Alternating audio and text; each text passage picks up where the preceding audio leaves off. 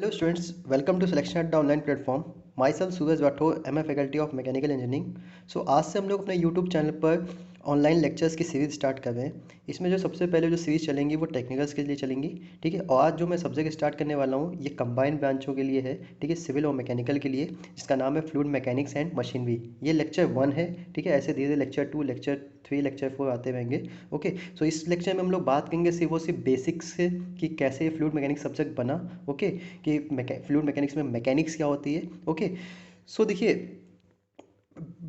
अपने सब्जेक्ट पे आने से पहले सबसे पहले बात करते हैं कि सब्जेक्ट का वेटेज कितना है एग्ज़ाम में। जितने भी आपके टेक्निकल कम्पिटिटिव एग्ज़ाम होते हैं उसमें इसका वेटेज कितना है, ठीक है। तो देखिए, मैकेनिकल वालों के लिए तो ये बहुत इंपॉर्टेंट सब्जेक्ट है और सिविल के लिए मैकेनिकल से थोड़ा सा कम है, लेकिन है इंपॉर्टेंट इसका भी। देखिए, जैसे मान लिया अगर मैकेनिकल क्वेश्चन किसी एग्जाम में 10 आता है तो सिविल के भी 6-7 क्वेश्चन आपको देखने को मिल सकते हैं। ओके, अगर हम डिफरेंट डिफरेंट एग्जाम्स की बात करूँ, जैसे मैंने यहाँ पे एक डेटा तैयार किया हुआ है, आपको मैं दिखाता हूँ, स्लाइड तैयार की है, देखिए यहाँ पर। जैसे ये मैकेनिकल का ही डेटा है, ठीक है।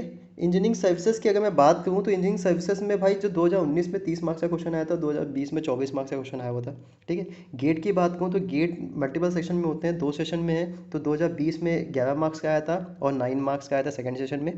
19 में 5 मार्क्स का आया था और 8 मार्क्स का आया था। 18 में 11 मार्क्स का आया था और 8 मार्क्स का आया था, ठीक है। 17 में 10 मार्क्स का आया था, 10 मार्क्स का आया था। तो ऑन एवरेज ये 10 मार्क्स का आपका पूछता ही पूछता है, ठीक है। नेक्स्ट आ गया है आपका एसएससी जेई में। अगर एसएससी जेई मैकेनिकल की बात करूँ तो ये तो बहुत इंपॉर्टेंट है, 28 to 30 मार्क्स पूछा जाता है और सिविल में भी लगभग ये 10 से 12 क्वेश्चन आपको मैकेनिकल में उसमें सिविल में दिखेंगे फ्लूइड मैकेनिक्स के। ओके, तो एसएससी जेई में इसका वेटेज बहुत ज़्यादा होता है और बहुत ही सिंपल सिंपल क्वेश्चन पूछते हैं, जैसे प्रॉपर्टीज़ ऑफ फ्लूइड के बारे में पूछ लेंगे, यूनिट्स के बारे में पूछेंगे, विस्कोसिटी की यूनिट पूछी हुई है, प्रेशर की यूनिट उन्होंने पूछी हुई है, एसआई यूनिट, एमकेएस यूनिट, ऐसे पूछते हैं, ठीक है। और अगर मैं पीएसयूज़ की बात करूँ तो पीएसयू में जो आपका जो भी गवर्नमेंट्स के एग्ज़ाम जो गवर्नमेंट कंपनीज़ हैं, जैसे बीएचईएल हो गया, सीआईएल हो गया, ठीक है। और भी जूनियर इंजीनियर्स के जो पेपर्स होते हैं, ठीक है। वाइजैक का जो अभी जूनियर इंजीनियर पेपर हुआ था, डिप्लोमा ट्रेनिंग के जिसका नाम से आते हैं, ठीक है। इनमें अगर मैं देखूँ तो 5 से 10 मार्क्स के आपको क्वेश्चन दिखेंगे। और अगर हम स्टेट पीएससी की बात करूँ तो स्टेट पीएससी में 30 से 40 मार्क्स, स्टेट पीएससी जैसे बीपीएससी हो गया, आईपीएससी हो गया, एमपीएससी हो गया, इन सब में लगभग के आपको 30 से 40 मार्क्स के क्वेश्चन देखने को मिल सकते हैं। ओके, और आए हुए भी हैं क्वेश्चन, कुछ प्रीवियस क्वेश्चन हम लोग इस लेक्चर में सॉल्व भी करेंगे, जिस दिन डिफरेंट डिफरेंट एग्जाम्स में आया जो भी टॉपिक पढ़ाएंगे अगर उसके क्वेश्चन रिलेटेड आया होगा या बन सकता है तो वो क्वेश्चन उसी टॉपिक में हम लोग सॉल्व करेंगे। ओके, सो अब हम लोग अपने सब्जेक्ट पे आते हैं, फ्लूइड मैकेनिक्स पे, ठीक है। आपको पता है कि इंपॉर्टेंट सब्जेक्ट है, इसीलिए मैंने इसको लिया। बहुत बेसिक है, बहुत ही सिंपल, बहुत ही ईजी उसका सब्जेक्ट है, ठीक है। बस थोड़ा सा कॉन्सेप्चुअल थोड़ा सा देखना है हमें, ठीक है। अगर कॉन्सेप्ट हमने सीख गया तो ये सब्जेक्ट आपको बहुत अच्छे समझ में आएगा। सो आई होप कि मैं आप कोशिश करूँगा आपको पूरी तरह से अच्छे से समझाने की, ठीक है। आप भी समझने की कोशिश कीजिएगा। Okay, so let start the concept of fluid mechanics. So अपने सब्जेक्ट में आने से पहले आपने देखा होगा फ्लूइड मैकेनिक्स में एक टर्म आया है मैकेनिक्स। पहले पहले हम लोग मैकेनिक्स समझते हैं, फिर उसके बाद हम लोग फ्लूइड समझेंगे, ठीक है। पहले हम लोग मैकेनिक्स समझते हैं कि मैकेनिक्स क्या होती है। तो आप लोग को सभी पता है, सबने भाई फिर सब 12th लेवल से पढ़ते आ रहे हैं, फिजिक्स आपने साइंस पढ़ी हुई है। साइंस के 3 पार्ट होते हैं, फिजिक्स, केमिस्ट्री, बायो, और जो मैकेनिक्स है वो फिजिक्स का पार्ट है, ठीक है। फिजिक्स की ही ब्रांच है। अब इस ब्रांच में हम लोग करते हैं क्या, किस चीज़ की स्टडी करते हैं, तो देखिए, जब भी किसी बॉडी पे कोई हम फोर्स लगाते हैं तो उस फोर्स की स्टडी कि किस टाइप का फोर्स लगाया हुआ है, ठीक है। सेकंड, बॉडी किस टाइप की है, ठीक है, इसकी स्टडी करेंगे, ठीक है। थर्ड, उस बॉडी पे लगाया गया फोर्स की वजह से उस बॉडी के बिहेवियर में क्या चेंज आ रहा है, ठीक है। यही तीनों कंबाइन स्टडी आपकी कहलाती है मैकेनिक्स, ठीक है। कि मतलब कि फोर्सेस कैसा लग रहा है, स्टडी ऑफ फोर्सेस, एंड उसके बाद जो भी फोर्स लग रहा है उसकी वजह से उस बॉडी के बिहेवियर में क्या चेंज आ रहा है, उसकी स्टडी आपकी कहलाती है मैकेनिक्स। उसकी स्टडी क्या कहलाती है, मैकेनिक्स। तो नेक्स्ट स्लाइड में मैंने वही लिखा हुआ है, it is a branch of physics concern with the study of forces and also concern with the behaviour of bodies when subjected to force. Okay, तो यहाँ देखिए लिखा हुआ है कि बॉडी का बिहेवियर कैसा होगा जब उस पर फोर्स लगेगा, ठीक है। अब बात आती है कि टाइप ऑफ बॉडी, कैसी बॉडी होगी उसकी बात अभी हम बाद में करेंगे। पहले आते हैं कि बिहेवियर कैसा हो सकता है। देखिए, अगर किसी बॉडी पे मैं फोर्स लगाता हूँ तो 2 कंडीशन आपको देखने को मिल सकती हैं कि बॉडी या तो रेस्ट पे होगी या फिर मोशन पे होगी, ठीक है। बॉडी या तो रेस्ट पे होगी या मोशन पे होगी। तो जब भी अगर उस पर फोर्स लग रहा है बॉडी पे और बॉडी आपकी रेस्ट पे है तो फर्दर हम लोग मैकेनिक्स की स्टडी करते हैं जिसका नाम है स्टैटिक। तो स्टैटिक है ब्रांच किसका, मैकेनिक्स का, जहाँ पर हम लोग ये स्टडी करते हैं कि फोर्स लगने से बॉडी कैसी है, रेस्ट पे है, ठीक है। और डायनेमिक्स, जब बॉडी आपकी मोशन पे होगी फोर्स लगाने पे, तो वो आपकी फर्दर मैकेनिक्स की सेकंड ब्रांच बन जाती है जिसका नाम है डायनेमिक। ठीक है, इसमें हम लोग क्या करते हैं, जब भी फोर्स लगता है तो बॉडी आपकी क्या रहती है, मोशन में रहती है। ठीक है, अब बात आते हैं स्टैटिक में। देखिए स्टैटिक में कंडीशन ये है कि अगर हम इस पे फोर्स लगा रहे हैं, अब आपके बॉडी आपकी रेस्ट पे है, तो हम यहाँ ये समझ सकते हैं कि बॉडी पे लगने वाले सारे के सारे फोर्स बैलेंस हैं। मतलब बॉडी क्या है, किसमें है, इक्विलिब्रियम में है। इक्विलिब्रियम का मतलब समझ सकते हैं ना, इक्विलिब्रियम का आप लोग जानते हैं कि जितने भी फोर्सेस बॉडी पे लगे हो सारे के सारे क्या होते हैं, बैलेंस होते हैं। ठीक है, मतलब summation of all forces at X axis, Y axis and Z axis is equal to क्या होता है, जीरो। ठीक है, मतलब लगने वाले X axis, Y axis, Z axis पे जितने भी फोर्स लग रहे हैं उनका समेशन क्या है, किसके इक्वल होगा, जीरो के। और उस पे लगने वाले सारे के सारे मूवमेंट भी, ठीक है, चाहे वो क्लॉक वाइज हो चाहे वो एंटी क्लॉक वाइज हो, वो भी सब इक्वल टू किसके होंगे, जीरो के इक्वल होंगे। तो ये कंडीशन आपकी स्टैटिक में हमेशा देखने को मिलेगी कि उस पर लगने वाले सारे के सारे फोर्सेस क्या होंगे, इक्वल टू जीरो। मतलब बॉडी आपकी किस में होगी, इक्विलिब्रियम में। मतलब यहाँ एक्सेलरेशन की बात नहीं करेंगे, एक्सेलरेशन यहाँ क्या होगा, जीरो। ठीक है, अगर मैं एग्जांपल बताऊं तो ये इस तरह का कुछ आप देखिए यहाँ पर, सॉरी ये देखिए, जैसे फॉर एग्जांपल यहाँ पर देखें, एक ब्लॉक रखा हुआ है टेबल पे ब्लॉक के लेफ्ट हैंड साइड से 40 न्यूटन का फोर्स लग रहा है, राइट हैंड साइड से मान लेते हैं 40 न्यूटन का फोर्स लग रहा है। ठीक है, अभी देखो दोनों तरफ से फोर्स इक्वल लगे तो ना ब्लॉक इस तरफ जा सकता है ना ब्लॉक इस तरफ से जा सकता है, तो ब्लॉक तो यहीं पे रहेगा। ब्लॉक किस कंडीशन में रहेगा, स्टैटिक कंडीशन पे, रेस्ट कंडीशन पे रहेगा। और जब ब्लॉक आपका रेस्ट कंडीशन पे रहेगा तो मैं यहाँ से अगर मैं दोनों का डिफरेंस फोर्स निकालूँ तो डिफरेंस कितना है भाई, जीरो के इक्वल आएगा। मतलब मैं कह सकता हूँ कि जो फोर्सेस हैं एक्स एक्सिस के, उनका समेशन क्या है, जीरो के इक्वल होगा। ठीक है, तो मतलब मैं यह कैसे, यहाँ फोर्सेस कैसे हैं, बैलेंस हैं। तो ये दिमाग में अपने बात रखिएगा, स्टूडेंट के अंदर कंफ्यूजन रहती है कि अगर कोई बॉडी रेस्ट कंडीशन पे है तो उस पर फोर्स नहीं लगते। ऐसा नहीं है भाई, उस पर फोर्स लगेंगे लेकिन वो फोर्सेस क्या होंगे, बैलेंस होंगे।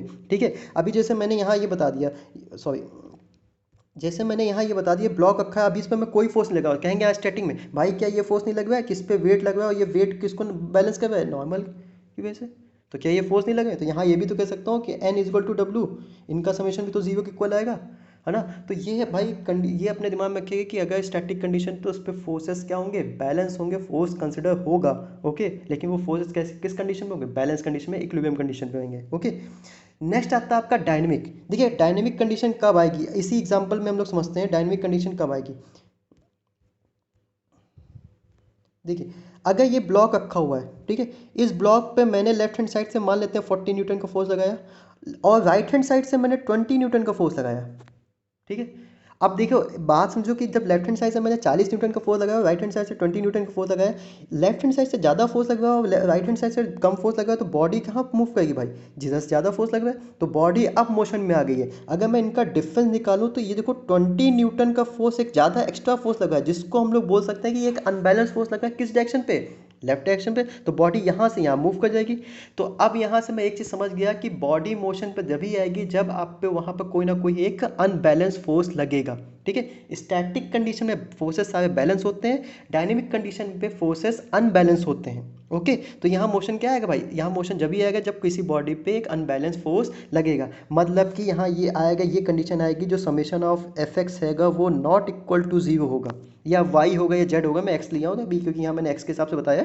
ठीक है, तो यहाँ पर summation of F X is not equal to zero रहेगा, ये डायनेमिक कंडीशन पे रहेगा। ओके, बात समझ गया भाई। तो आपको पता हो गया कि हमारे मैकेनिक्स में दो तरह की स्टडी और हमें मिल गई कि स्टैटिक जब बॉडी आपकी रेस्ट पे होगी और डायनेमिक जब बॉडी आपकी मोशन पे होगी। ठीक है, अब डायनेमिक भी दो तरह के आते हैं, दो तरह की, इसके डायनेमिक के अंदर भी हम दो तरह की स्टडी करते हैं। क्या क्या स्टडी होती है, पहली एक स्टडी कहलाता है काइनामेटिक्स और काइनेटिक्स। अब बात आती है काइनामेटिक्स क्या होता है। देखिए काइनामेटिक्स में क्या आता है, जब भी हम बॉडी पे फोर्स लगाते हैं बॉडी मूव करेगी, बॉडी का मोशन होगा। यहाँ सिर्फ और सिर्फ जब हम बात करेंगे इस बॉडी के मोशन के बारे में या बॉडी के मूवमेंट के बारे में, मतलब ये बात नहीं कहेंगे कि बॉडी को किसने धक्का मारा, कितना धक्का मारा, सिंपल सी बात, ये बात हम नहीं करेंगे। बात हम ये करेंगे कि उस धक्का जो भी लगा है उसकी वजह से बॉडी कितने टाइम में पहुंचेगी, बॉडी की क्या वेलोसिटी है, बॉडी क्या एक्सेलरेशन है, बॉडी ने कितना डिस्प्लेसमेंट या डिस्टेंस कवर किया। जब हम इसकी सिर्फ और सिर्फ बात करेंगे तो वो हमारी स्टडी हमेशा कहलाएगी काइनेमेटिक्स की। इसकी कहलाएगी काइनेमेटिक्स की। मतलब यहाँ मैं सिंपली कह सकता हूँ फोर्सेस कंसिडर नहीं किए जाएंगे, सिर्फ और सिर्फ यहाँ बात किसकी होगी, एक्सेलरेशन की, वेलोसिटी की, ठीक है, और किसकी बात करेंगे भाई, डिस्प्लेसमेंट की, टाइम की, इसकी बात करेंगे। तो हमारी स्टडी क्या कहलाएगी, काइनामेटिक्स की। जैसे एग्जांपल में बताता हूँ, प्रोजेक्टाइल मोशन आपने सबसे अच्छा देखा होगा। प्रोजेक्टाइल मोशन क्या होगा, एक कैनन है, कुछ बॉल को फायर किया भाई। जब बॉल को उसने फायर किया तो हमने ये नहीं देखते कि कैनन ने कितने फोर्स से बॉल को फायर किया, हम ये देखते हैं कैनन ने जो फायर किया उससे कितनी वेलोसिटी से बॉल बॉल इजेक्ट हुई है, और कितना मैक्सिमम रेंज कवर किया, कितनी मैक्सिमम हाइट उसने कवर की। ओके, इस बारे में हम लोग बात करते हैं। तो ये स्टडी आपकी हमेशा कहलाएगी काइनामेटिक्स की। ओके, काइनेटिक्स की बात करूँ तो काइनेटिक्स में क्या हुआ, बहुत इंपॉर्टेंट, यहाँ फोर्स कंसिडर होता है कि कितना फोर्स लगा और उस फोर्स की वजह से कितनी वेलोसिटी है, कितना एक्सेलरेशन है, कितना डिस्प्लेसमेंट है। इन सब की जब स्टडी कंबाइन स्टडी करेंगे तो वो कहलाएगा आपका काइनेटिक्स। ठीक है, तो ये अलग अलग पार्ट में मैकेनिक्स हमें पढ़नी है, स्टैटिक, काइनेमेटिक्स और काइनेटिक्स हम लोग पढ़ते हैं। ठीक है, सो ये है आपका कॉन्सेप्ट है मैकेनिक्स का। ठीक है, अभी बात आती है कि जो हम लोग बॉडी है, क्योंकि बॉडी भी डिफरेंट टाइप्स की, बहुत बहुत टाइप की बॉडी होती है, तो उस पर अलग अलग मैकेनिक्स लगाएंगे तो आगे क्या बनेगा, तो वो मैं आगे बताता हूँ। ठीक है, पहले उस पर जाने से पहले पहले कुछ टर्म और पढ़ लेते हैं। जैसे नेक्स्ट हमारा जो टॉपिक आता है वो आता है कि मैटर क्या होता है। ठीक है, मैटर क्या होता है, तो देखिए मैटर क्या है, मैटर एक ऐसा सब्सटेंस है जिसके पास मास होगा। ठीक है, और जिसने कुछ ना कुछ स्पेस में अपनी जगह को ऑक्यूपाई करके रखा होगा या घेर के रखा होगा, उसको हम लोग हमेशा कहेंगे मैटर। जैसे फॉर एग्जांपल आपकी बुक ले लीजिए, ठीक है, आपका पेन ले लीजिए। ठीक है, बुक का एक मास होगा, पेन का अपना एक मास होगा, वह उसने कुछ ना कुछ स्पेस में जगह घेर के रखी है। जैसे फॉर एग्जांपल आपने टेबल को स्पेस मान लो, ठीक है, उस टेबल पे आपने बुक रख दी। अब उस टेबल पे जहाँ आपने बुक रखी है, उस बुक की जगह पे आप कुछ नहीं रख सकते, जब तक कि आप बुक को हटाओगे नहीं तब तक कुछ रख नहीं पाओगे। इसका मतलब कि बुक ने कुछ ना कुछ आपके टेबल की स्पेस को घेर के रखा है, तो बुक भी आपका क्या है, मैटर है, पेन भी आपका क्या है, मैटर है। ओके, तो हमारे नेचर में तीन तरह के वैसे तो चार तरह के फंडामेंटल आपको देखने को मिलते हैं। जैसे आपका पहला है, आपको पता होगा, सॉलिड, लिक्विड और गैस, ये तीन तरह के तो मोस्टली आपको देखने को मिलता है। और चौथा जो है वो प्लाज्मा है। ठीक है, लेकिन प्लाज्मा हमारे सब्जेक्ट से रिलेटेड नहीं है, दैट्स वाई मैंने इसको नहीं यहाँ लिखा हुआ है। ठीक है, लेकिन अगर आपको कभी भी लगे कि सर मुझे प्लाज्मा बता दिए तो मैं बता सकता हूँ उसको। ठीक है, तो देखिए सॉलिड, लिक्विड और गैस क्या होता है। आप सभी को पता है कि सॉलिड, लिक्विड और गैस क्या होता है, लेकिन हम लोग थोड़ा सा और इसको ब्रीफली थोड़ा जानते हैं कि क्या है। देखिए सॉलिड आपको जानते हैं कि सॉलिड को हिंदी में ठोस बोलते हैं, लिक्विड द्रव, और गैस तो गैस हिंदी में। ठीक है, सॉलिड में क्या होता है, जो सॉलिड क्या होता है, बिल्कुल डेंस स्ट्रक्चर, पैक्ड स्ट्रक्चर होता है। ठीक है, उसकी डेफिनेट शेप होता है, एक हाई डेंसिटी होता है, साइज डेफिनेट होता है। ठीक है, लिक्विड में क्या होता है, लिक्विड में क्या होता है, उसका शेप कुछ नहीं होता, लेकिन हाँ जिस कंटेनर में डालेंगे उसका वो शेप ले लेगा। डेंसिटी सॉलिड से इसकी कम होती है लिक्विड की। और गैस क्या होता है, गैस का भी कोई डेफिनेट शेप नहीं होता है, और लेकिन गैस को जिस कंटेनर में डालेंगे वो उसके पूरे के पूरे कंटेनर में एक्सपेंड हो जाएगी, पूरे के पूरे वॉल्यूम को घेर लेगी। ठीक है, और इसका जो डेंसिटी होता है वो लिक्विड और सॉलिड से भी बहुत ही कम होता है। ठीक है, तो ये तो आपको डिफरेंस इतना पता है। नेक्स्ट चलता है थोड़ा मॉलिक्यूलर लेवल में, हम लोग समझते हैं सॉलिड, लिक्विड, गैस होते क्या है। ठीक है, देखिए बात आती है सॉलिड के, ये यहाँ मैंने थोड़ा मॉलिक्यूलर स्ट्रक्चर बनाया है। देखिए सॉलिड में क्या होते हैं, मॉलिक्यूल्स काफ़ी क्लोज क्लोज होते हैं। सॉलिड में मॉलिक्यूल्स काफ़ी क्लोजर होते हैं। जैसे मैं यहाँ थोड़ा सा इस तरह से बताता हूँ, जैसे मान लीजिए सॉलिड है, सॉलिड में जो मॉलिक्यूल्स होते हैं काफ़ी क्लोज होते हैं, एक दूसरे से बिल्कुल चिपके रहते हैं। ठीक है, मतलब कि इनमें कोई भी वॉइड्स नहीं होता। वॉइड्स मतलब समझो ना, खाली जगह। ठीक है, वॉइड्स मतलब क्या है, खाली जगह। जैसे मैं थोड़ा सा एग्जाम्पल बताता हूँ, 1 2 3 4 5 मिनट में। यहाँ देखिए मैंने 5 ये चेयर्स रखी हुई हैं, इन पांचों चेयर्स पे मैंने यहाँ पर स्टूडेंट्स को बैठा दिया। ठीक है, ये 5 चेयर्स पे स्टूडेंट बैठा दिए। अभी मैंने इस स्टूडेंट को हटा दिया, यहाँ पर चेयर खाली खाली कर दी, वैकेंट कर दी, तो इनके बीच में जगह बन जाएगी, वॉइड्स बन जाएंगे ये। ठीक है, अगर इनमें कोई भी जगह, यहाँ पर कोई भी चेयर खाली नहीं है, तो इसमें कोई भी वॉइड्स नहीं है इन चेयर में, तो बस खाली चेयर पर नजर डालिए, बीच में इस पे नज़र मत डालिएगा कि ये चेयर सारी पास पास रखी हुई हैं। तो यही कुछ कंडीशन सॉलिड में भी होती है। सॉलिड में क्या होते हैं, सारे के सारे जितने भी जगह है जहाँ पर, वहाँ पर मॉलिक्यूल्स आपके होंगे। ठीक है, उन सारे जगह मॉलिक्यूल्स होंगे, कोई भी बीच में गैप नहीं होगा। ये कंडीशन हमेशा सॉलिड में आती है। अब एक बात खुद सोचो, जब आपका सॉलिड के बीच में कहीं वॉइड नहीं होगा तो क्या सॉलिड अपनी एक्सिस से मूव कर पाएगा, नहीं, सॉलिड अपनी एक्सिस से मूव नहीं कर पाएगी। ये सिर्फ और सिर्फ अपनी एक्सिस से वाइब्रेट कर सकते हैं, वाइब्रेट कर सकते हैं, ये मूव नहीं करेंगे। ठीक है, अब देखिए बात आती है, जब सॉलिड, जब जब इनमें वॉइड्स नहीं होंगे, तो हमने एक बात सुनी थी, इनके बीच की डिस्टेंस जिसको बोलते हैं स्मॉल आर, जिनको बोलते हैं इंटर मॉलिकुलर डिस्टेंस, ये सॉलिड में किक में बहुत कम होती है, सॉलिड में बहुत कम होती है। तो हमने ग्रेविटेशनल लॉ हमने पढ़ा था एक। ठीक है, क्या पढ़ा था कि जो फोर्स होता है वो इन्वर्सली प्रोपोर्शनल होता है इन दो मॉलिक्यूल्स या दो मासेस के बीच की दूरी के स्क्वायर के। ठीक है, और जो फोर्स होता है वो उन डायरेक्टली प्रोपोर्शनल होता है उनके मासेस के प्रोडक्ट के, ठीक है। तो आप यहाँ से देखो, अगर अगर इनके बीच की दूरी बिल्कुल कम होगी, बहुत कम होगी, तो भाई इनके लगने वाला फोर्स क्या होगा, बहुत ज़्यादा होगा। तो सॉलिड में जो मॉलिक्यूल्स पे लगने वाला फोर्सेस जो होते हैं वो बहुत ही ज़्यादा होते हैं, और इसी वजह से इनका जो स्ट्रक्चर होता है थोड़ा कॉम्पैक्ट होता है, बहुत ज़्यादा डेंस होता है, ठीक है। और इनके मॉलिक्यूल्स अपनी पोजिशन पर फिक्स्ड रहते हैं बिल्कुल, ओके, हिल नहीं पाते हैं। इसी वजह से ये हमेशा अपना जो रिजिडिटी होता है वो शो करते हैं, ओके।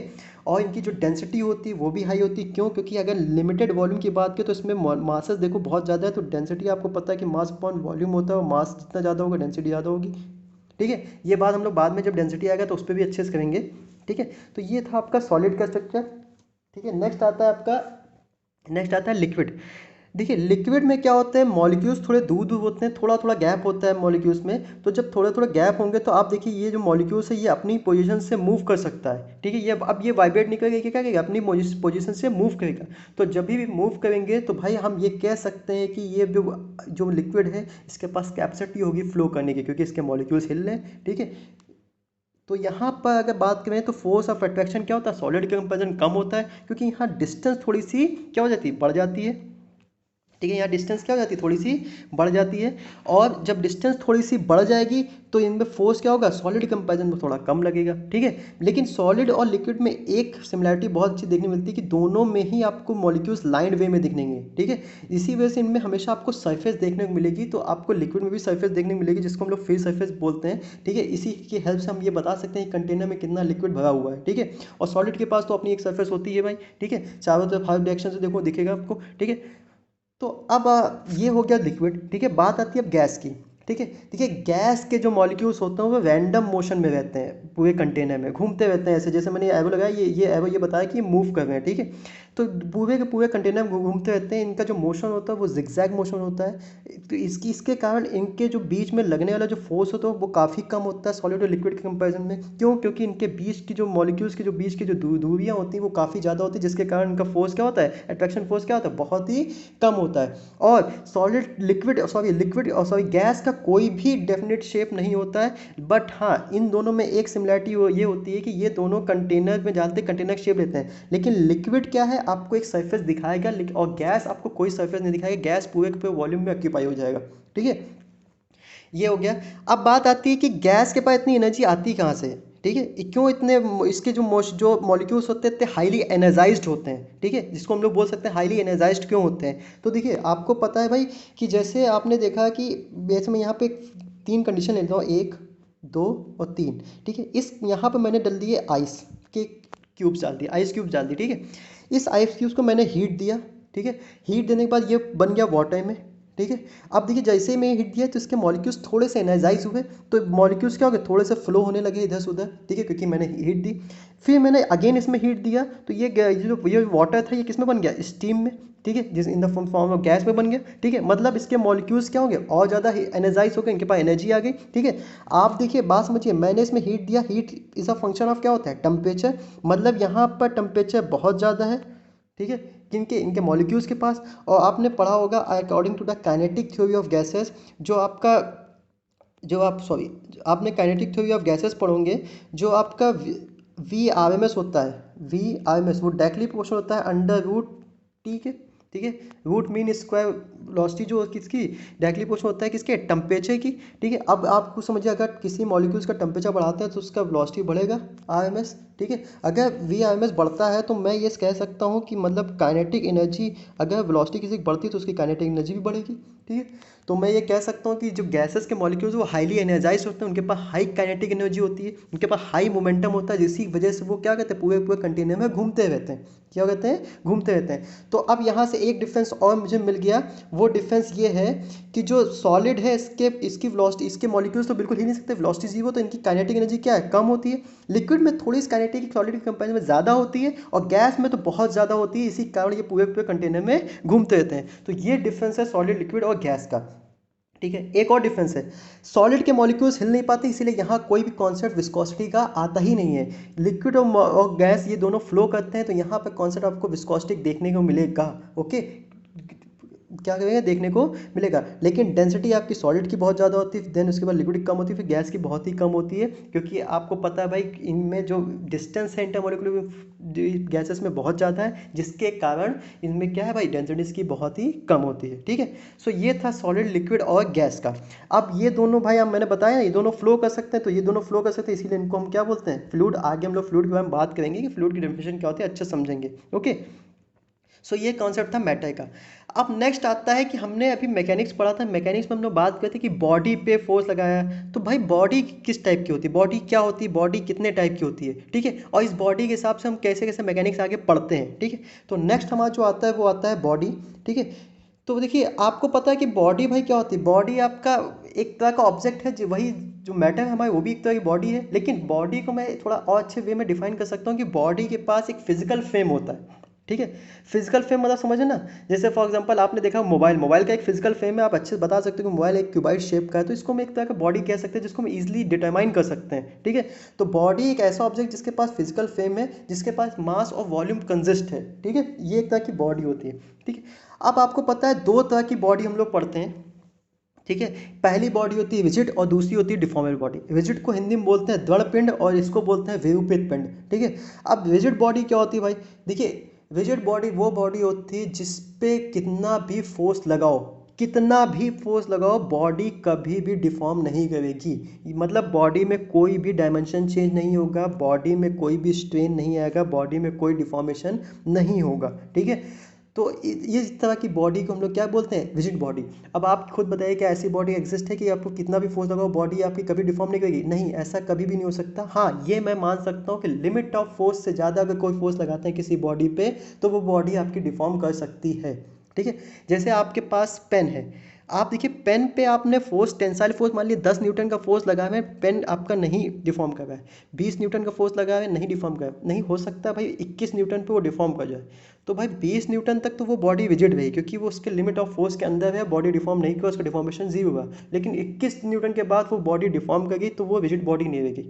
ठीक है, तो मतलब मैं ये कह सकता हूँ कोई भी बॉडी रिजिड बॉडी नहीं होगी। अब हाँ, आफ्टर लिमिट ऑफ फोर्स वो डिफॉर्म बॉडी बनेगी। ठीक है, तो ये कॉन्सेप्ट आपको हमेशा देखने को मिलेगा under the limit of force, और ये कॉन्सेप्ट आपको देखने को मिलेगा after the limit of force. ये बिल्कुल बेसिक डिफरेंस है। ओके, आप इंटरव्यू में इन्होंने पूछा है काफ़ी बार, किसी शायद पीएसयू के इंटरव्यू में पूछा गया था रिजिड बॉडी डिफॉर्मेबल बॉडी क्या होती है। तो अब देखिए ये नेचर में तो आपके पास है नहीं। ठीक है, ये नेचर में तो है नहीं, बची कौन सी आपकी डिफॉर्मेबल बॉडी। तो डिफॉर्मेबल बॉडी में क्या है, जिसमें डिफॉर्मेशन होगा भाई। ठीक है, तो अब अगर मैं इसमें बॉडीज़ में अलग अलग मैकेनिक्स लगाता हूँ कि जब हम रिजिड बॉडी की मैकेनिक्स पढ़ते हैं और जब डिफॉर्मेबल बॉडी की मैकेनिक्स पढ़ते हैं तब क्या आता है। ठीक है, सो देखिए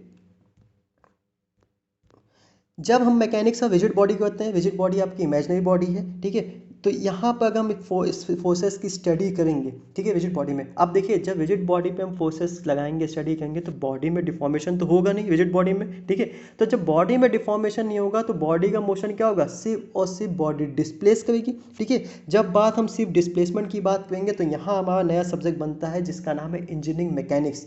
क्या बनता है, इंजन मैकेनिक्स, जो हम लोग फर्स्ट ईयर में पढ़ते थे, इसी वजह से हम लोग को ये फर्स्ट ईयर में पढ़ाया था। सिर्फ और सिर्फ बॉडी के हम लोग किसके बारे में बात जानते थे, बॉडी के सिर्फ और सिर्फ डिस्प्लेसमेंट के बारे में इंफॉर्मेशन लेते थे, ना कि हम ये देखते कि बॉडी में फोर्स लगाने बॉडी कितना डिफॉर्म कर रही है। ओके, तो ये आपका बनता था इंजीनियरिंग मैकेनिक्स। नेक्स्ट जब हम मैकेनिक्स लगाते थे डिफॉर्मेबल बॉडी में, तो आपको पता है डिफॉर्मेबल बॉडी आपकी कौन कौन सी है, फ्लूइड हो गया, सॉलिड हो गया। ठीक है, ठीक है, आप तो जब हम सॉलिड बॉडी पे हम मैकेनिक्स लगाते थे, ठीक है, तो मैकेनिक्स ऑफ सॉलिड बॉडी लगाएंगे तो वहाँ हमारा सब्जेक्ट बनता था स्ट्रेंथ ऑफ मटेरियल, जिसका नाम है सोम, या फिर mechanics of solid MOS, diploma वाले मॉस बोलते हैं। ठीक है, तो यहाँ पर हम लोग मटेरियल की स्ट्रेंथ जानते थे। ठीक है, मटेरियल के बारे में हम लोग पढ़ते थे, यहाँ पर हम लोग डिफॉर्मेशन एक्सट्रीम पढ़ते थे, यहाँ स्ट्रेन के बारे में हम लोग इन्फॉर्मेशन, स्ट्रेस के बारे में इन्फॉर्मेशन लेते थे। ठीक है, तो यहाँ क्योंकि एक्चुअली में बॉडी कैसी है, डिफॉर्म बॉडी, यहाँ पर डिफॉर्मेशन आपको देखने को मिलेगा, डिफ्लेक्शन एक्चुअली देखने को मिलेगा। ठीक है, और जब आपका लिक्विड और गैस को कंबाइन करके मैंने बताया था फ्लूइड बन जाएगा, तो इन पर मैकेनिक्स लगाएंगे तो ये बन जाएगा फ्लूइड मैकेनिक्स। तो यहाँ से आपका सब्जेक्ट क्रिएट होता है फ्लूइड मैकेनिक्स, और यहाँ से हम लोग किस पे निकालते हैं भाई, लिक्विड और गैस के मैकेनिक्स हम लोग एक्चुअली में पढ़ते हैं, ठीक है। अब हम पता है कि मैकेनिक्स हमने पढ़ी, लिक्विड और गैस पे हम फोर्सेस के स्टडी करेंगे, लिक्विड और गैस पे हम लोग बिहेवियर निकालेंगे कि कैसा बिहेवियर है, कि बॉडी रेस्ट पे है मोशन पे है, ठीक है। तो ये आपको कंबाइन करके देता है क्या है, फ्लूइड मैकेनिक्स, ठीक है। सो यही आपका इंट्रोडक्शन है आपका कि it is a branch of physics which deal the behaviour of fluid. किसके बारे में बात करेंगे हम लोग, बिहेवियर ऑफ फ्लूइड के बारे में, कि फ्लूइड आपका रेस्ट पे है या फिर फ्लूइड आपका मोशन पे है, ओके। अब देखिए मैकेनिक्स मैंने अभी बताया था दो पार्ट में डिवाइड है, स्टैटिक और डायनेमिक, और फिर यहाँ पर हम लोग फिर डायनेमिक को आगे फर्दर डिवाइड करेंगे किसमें, काइनेमेटिक्स और काइनेटिक्स में, ठीक है। तो यहाँ पर बॉडी कैसी है, फ्लूइड है, तो फ्लूइड स्टैटिक हो जाएगा भाई। फ्लूइड स्टैटिक मतलब आपका रेस्ट, जब स्टडी करेंगे तो फ्लूइड आपका किस में होना चाहिए, रेस्ट पे होना चाहिए। और फ्लूइड रेस्ट पे मतलब फ्लूइड पे कोई भी एक्सलेशन नहीं होना चाहिए, मतलब सारे के सारे फोर्सेस क्या होंगे, बैलेंस होंगे। तो यहाँ कंडीशन हम लोग सबमर्ज बॉडी की ले सकते हैं, ठीक है। सबमर्ज बॉडी में क्या होगा भाई, सारे के सारे फोर्सेस पे बैलेंस होंगे, ठीक है। और या तो फिर आप घर की टंकी देख लीजिए, हाइड्रोस्टैटिक फोर्स जिसको बोलते हैं, जिसमें लगता है, तो हाइड्रोस्टैटिक फोर्स क्या है, हाइड्रोस्टैटिक, स्टैटिक का मतलब सारे के सारे फोर्सेस पे क्या बैलेंस है, ठीक है। ये कंडीशन हम लोग फ्लूइड स्टैटिक में पढ़ेंगे, ठीक है। नेक्स्ट आता है काइनेमेटिक्स।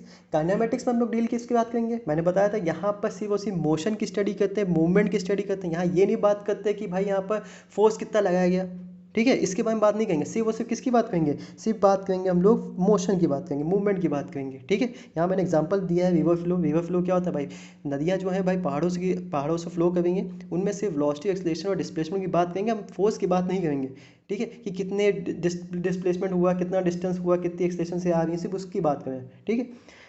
डायनेमिक्स की बात करें तो डायनेमिक्स में क्या होगा, यहाँ पर हाँ फोर्स आपका कंसिडर कॉन्टिन्यूसली किया जाएगा, और क्या होगा भाई, उनके मोशन पे भी नज़र डाली जाएगी। जैसे आपका सेंट्रीफ्यूगल पंप, सेंट्रीफ्यूगल पंप आपने देखा होगा भाई, सेंट्रीफ्यूगल पंप क्या होता है, हम लोग एनर्जी देते हैं, ठीक है, in the terms of electrical energy.